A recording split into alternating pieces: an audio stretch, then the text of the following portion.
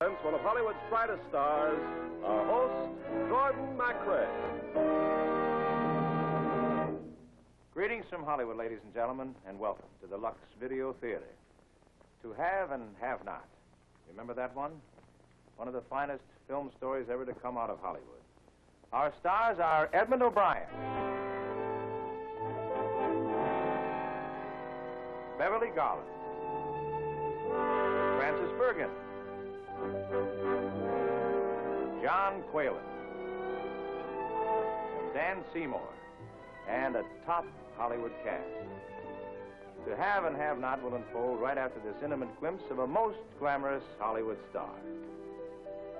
Lux Video Theatre presents Edmond O'Brien and Beverly Garland in Act One of To Have and Have Not, with Francis Bergen, John Qualen, and Dan Seymour. In 1940, a hated flag flew in triumph over France, and tyranny began its swift march from the Channel to the Pyrenees. Soon thereafter, the Nazi-controlled Vichy government of France extended its grasp across the Atlantic to the French colony of Martinique. There are those in Martinique to whom the tyranny in France means nothing. There are those to whom it is loathsome. But for now, they can only watch and wait. Can I help you, Captain Renard? Oh, Gerard, yes. I'm looking for the American. Monsieur Johnson? No, Monsieur Morgan. Oh, he's been gone all day. The fishing boat.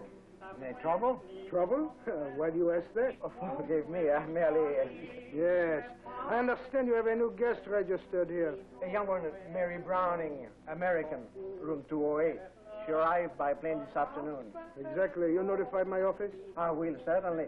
I know these things must be reported. Report it promptly, and don't you forget it. I want to inspect her room. But she happens to be in it now. Well, telephone my office the moment she leaves the hotel. Yes, of course.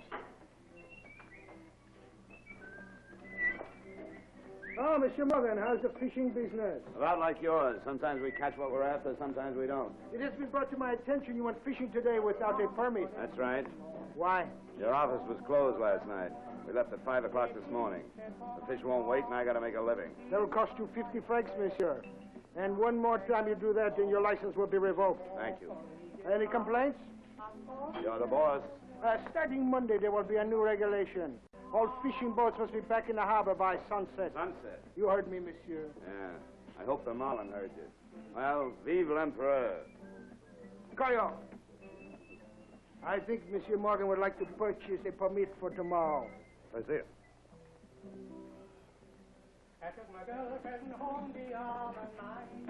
Time of departure. 5 o'clock. Name. On our look. Name. Harry Morgan. Nationality. American. Passengers. 1, Mr. C.L. Johnson, New York City sport fisherman. Name of boat. The Normandy. I'm sorry. Queen Concho, Key West, Florida. Purpose of excursion. Marlin fishing. Period of sojourn. We'll be back tomorrow night. Yeah, I know. After Monday, back by sundown. 5 francs, please. There's also a fine of 50 francs. Yeah, I know. Well, I guess you heard all that. It's none of my affair. I'm through, Morgan. Fed up. I'm sorry to hear that, Mr. Johnson. I bet you are. $50 a day for what? Well, I can't say I blame you, Mr. Johnson.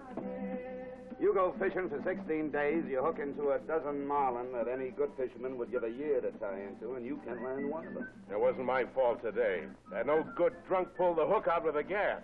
Eddie wasn't anywhere near your line. You just do what Harry tells you to do, and you'll catch yourself some fish. I've had all the advice I want from you. Well, just one thing, Mr. Johnson. Was you ever bit by a dead bee? Shut up, Eddie. Dead what? A dead honey bee. I was never bitten by any kind of bee. Well, that's what I figured. Frenchie, make out my bill, will you? I'm leaving tomorrow afternoon. Hey, what about my bill? Well, how much do I owe you? Well, 16 days and the rod and reel you lost overboard.